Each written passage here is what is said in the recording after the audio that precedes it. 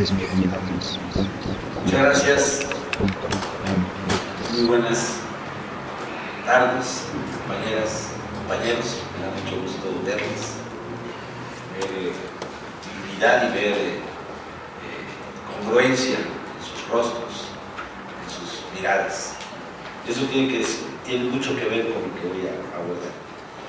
Me dice el foro Alternativas para la Izquierda Mexicana después de las reformas peñistas. Entonces, el después está pendiente. Sí, no estamos hablando ya de un hecho consumado. Estamos hablando, y tomo parte de las palabras de Ángel Guerra, de un proceso que va a tomar tiempo antes de ser ya un adverbio pleno para poder decir después de. Pero eso nos hace pensar en el reto que tenemos por delante. Hay en el fondo una disputa por la legitimidad y por el consenso social. No terminan de ponerse de acuerdo. Ya inició el periodo ordinario en el Congreso de la Unión y no es tan fácil como suponían.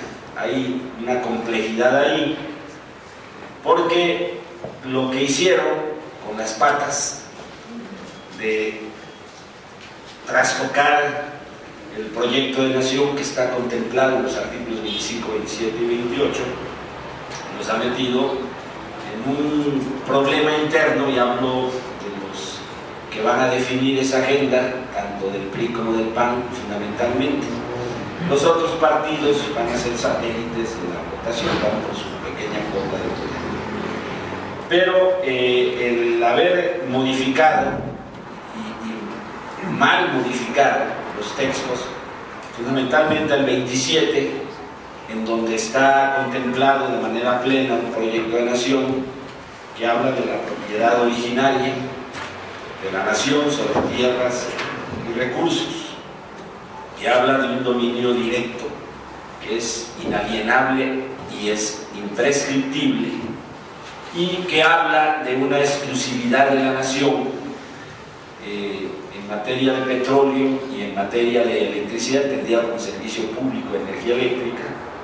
Pues los ha metido en un brete. Se van a terminar poniendo de acuerdo, pero tienen un serio problema. Unos dicen que son 23 leyes secundarias, otros hablan de más de 30. Lo cierto es de que esos artículos, vamos a decirlo así, eran los pilares de todo un andamiaje jurídico, constitucional, jurídico, legal.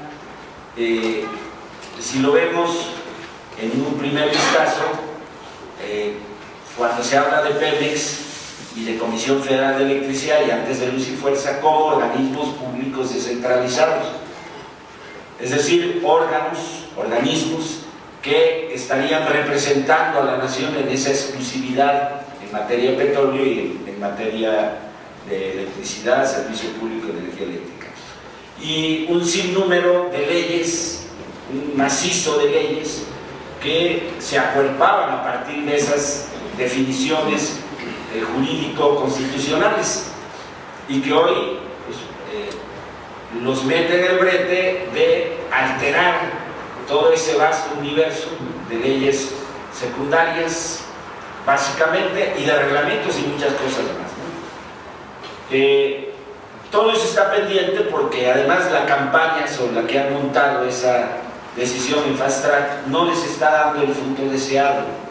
Es decir, no se advierte un consenso, un reflejo de satisfacción del logro alcanzado en la sociedad cuando repiten de manera obsesiva que no se está privatizando y que todo esto va a resultar en beneficio de los mexicanos. Por lo mismo, todos estos días, y no cuento de aquí al 19 de abril, en donde se estarían cumpliendo en los plazos, no fatales, pero los plazos que pactaron en esos 20 y tantos transitorios, ¿no?, para hacer de Pemex, de un organismo público descentralizado, lo mismo CFE, a empresas productivas de Estado, término no definido, pero que es una manera eufemística para hablar de la privatización de ambas empresas.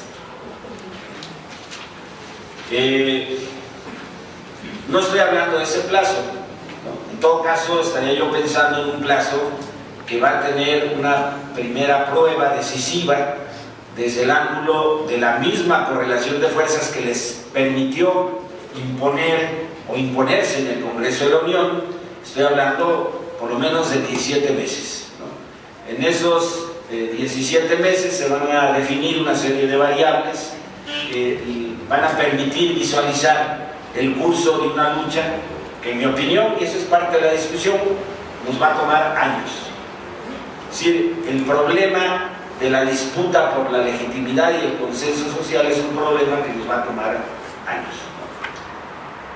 Si lo vemos simplemente en la óptica meramente legislativa, bueno, pues sí, se van a imponer. Es decir, si tuvieron los votos de los diputados y senadores vendepatrias para lograr los 2/3 que exige la propia Constitución para ser reformada, pues en leyes secundarias es el 50% más 1, como se integra el quórum, ¿no? Entonces ya sabemos, si son 251 hay quórum, ¿no?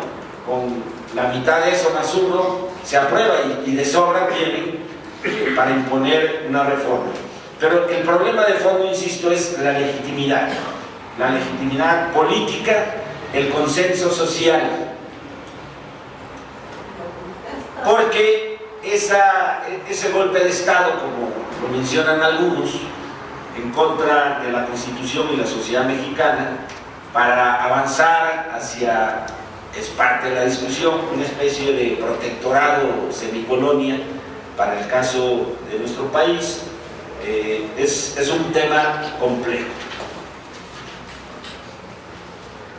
El proyecto de Peña Nieto, que no es de él, es el Imperio del Norte, si hacemos caso de cómo se fue visualizando el tema de lo que el gobierno gringo llama la infraestructura crítica. Por supuesto, se puede ir uno mucho más atrás, y con ello estoy hablando básicamente del Tratado de Libre Comercio de América del Norte, 1994, etc. Yo parto de una lectura de lo que es la Alianza para la Seguridad y Prosperidad de América del Norte, en donde mucho de lo que está ocurriendo se encuentra a la letra, planteado.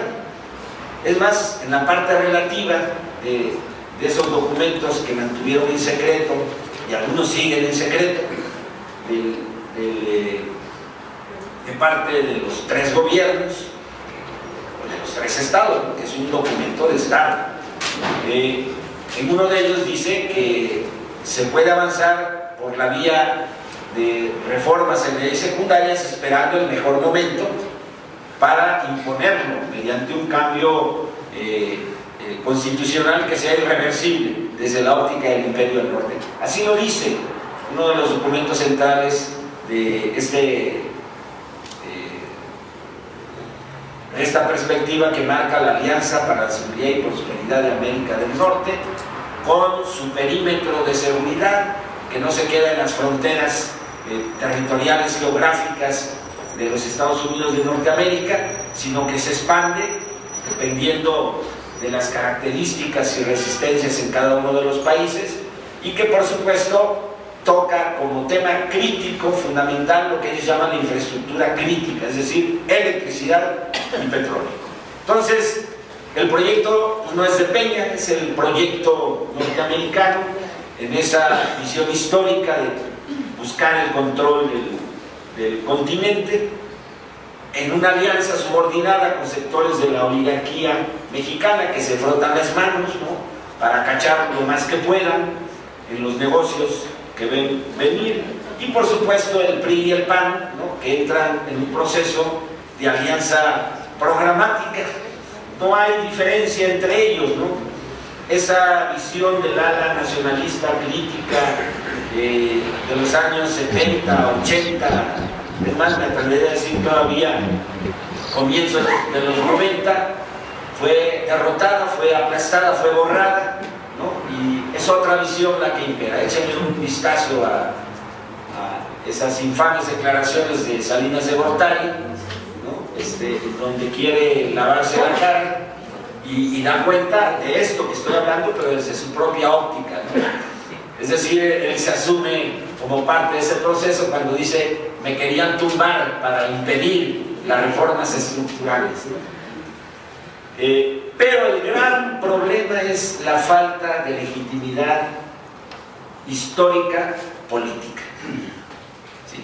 Y con ello estoy hablando de lo que está planteado en la Constitución Política de los Estados Unidos Mexicanos, en esta parte que ya comenté. Y por lo mismo no hay que confundirnos, no hay que juzgar de manera precipitada, queriendo ver el resultado de algo cuando es un proceso que apenas se abre y que no puede ser medido desde la óptica estrictamente de lo que sucedió en esos días en el cerco al Senado de la República y después en la Cámara de Diputados, ¿no? Porque si nos conformamos con esa visión, ni siquiera de coyuntura, de lapso de días, pues estamos fritos, no hay futuro, ¿no?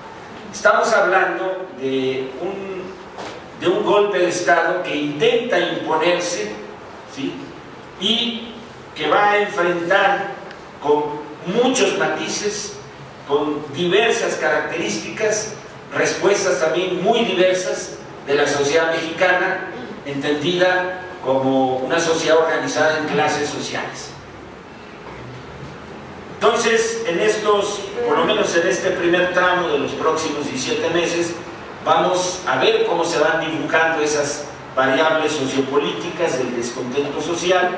Lo mismo en el terreno de la lucha de clases, ¿no? Cuando hablo de lucha de clases me refiero a las que todos los días acontecen en México, en diferentes estados de la República, en diferentes localidades, a escala regional o a escala nacional, y que van a arrojar un primer resultado, pensando en una de las vías, que es la vía político-electoral, con la posibilidad de alterar una correlación de fuerzas ahí, donde se están tomando estas decisiones que estamos observando.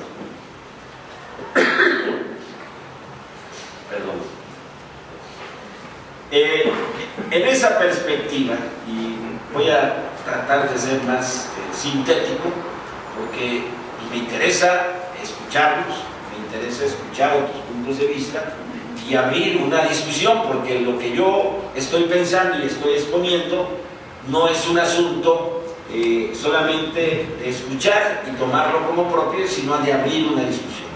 Por un lado, estamos viendo un proceso de lucha en las calles, de movilizaciones, en donde lo más destacado hasta este momento son los maestros, pero no solo, también están los electricistas, diezmados pero resistiendo, muchos otros sectores, ¿sí? Que hay que luego buscarlos con lupa en la información que nos brinda o nos oculta la prensa diaria, pero que dan cuenta de un proceso de lucha de clases en el marco de una crisis económica que no encuentra una salida, ¿sí? En el marco de una crisis económica mundial para la cual no hay futuro, porque estamos hablando de una crisis que coloca al mundo, al planeta, a la Tierra, a la Casa Grande, ¿no? En la disyuntiva de cambiar el modelo de acumulación, ¿sí? El modelo de producción capitalista, ¿sí? Porque lo que está en riesgo es la extinción de la especie. No es como en la época de Rosa Luxemburgo, cuando hablaba de socialismo barbarie. Aquí estamos hablando de un modelo que nos ha colocado en ese límite.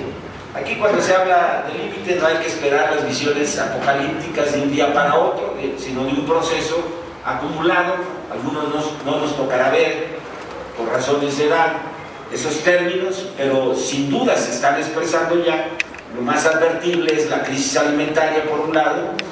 Por otro lado, lo que tiene que ver con el cambio climático, y lo que está atrás de todo esto, que es el agotamiento de un modelo de acumulación basado en una fuente primaria, que es el petróleo, y que explica mucha de esa voracidad por controlar todos los campos y todas las fuentes o todas las regiones, y México es una de ellas, favorita, para asegurar esa transición hacia otro modelo con otra fuente primaria que no sea el petróleo, que está ya en esa curva de Juba, ¿no? Es decir, en ese colapso energético. Entonces, eso por un lado. Y por otro lado, a uno de los movimientos sociales más desarrollados, con más fuerza, que es Morena. Yo soy parte de Morena, participo en la construcción de Morena, pero eso no me niega la crítica frente a lo que puede ser un hecho y puede ser corregido, de que Morena derive solamente hacia un espacio político electoral y pierda las características que le dieron origen, es decir, de un movimiento muy amplio de mujeres, de hombres, etcétera, que luchan por la transformación democrática, civil y pacífica de nuestro país. Entonces, mucho de lo que se pueda construir en estos 17 meses, pensando en julio del próximo año, van a definir esas variables sociopolíticas que, vamos a decir, van a perfilar las vías para la lucha en los próximos años. Ya me pasan un papel que dice que nada más me quedan 30 minutos, entonces ya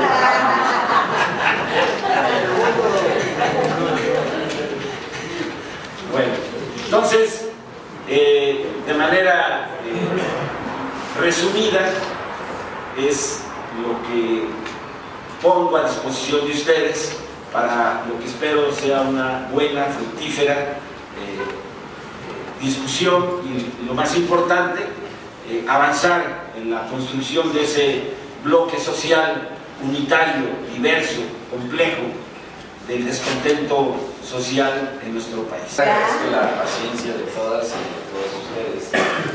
Estamos medio cansados. La discusión ha sido, en mi opinión, muy rica. Hace falta procesarla. Es decir, hay que darse un cierto tiempo para repensar, como aquí se ha planteado, una serie de cuestiones que tienen que ver con la construcción de alternativas. Comienzo con lo último que se plantea. Hay gente en el ESME que está por la OPT, hay gente en el ESME que está por Morena. El entender avanzar en un proceso unitario no quiere decir uniformidad, quiere decir unidad en la diversidad. Yo no lo veo de otra manera. Aquí el gran problema que tenemos es saber escucharnos, saber entender al otro, al que es diferente, pero que finalmente, visto de conjunto, tenemos un mismo propósito, pero vías, concepciones diferentes para alcanzarlo. Yo no lo entendería de otra forma. Y tiene también que ver cómo hacemos el balance frente a la pregunta del camarada de